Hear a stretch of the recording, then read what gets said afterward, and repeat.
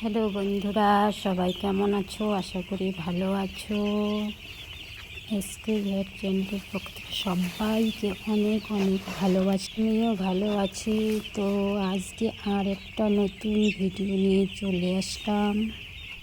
দেখো আমার মুরগিগুলো আজকে 3 দিন হলো সকালে ভিটামিন পানি দেওয়া হয়েছে, আর দুপুরবেলা দেওয়া হচ্ছে নিউরিবিন।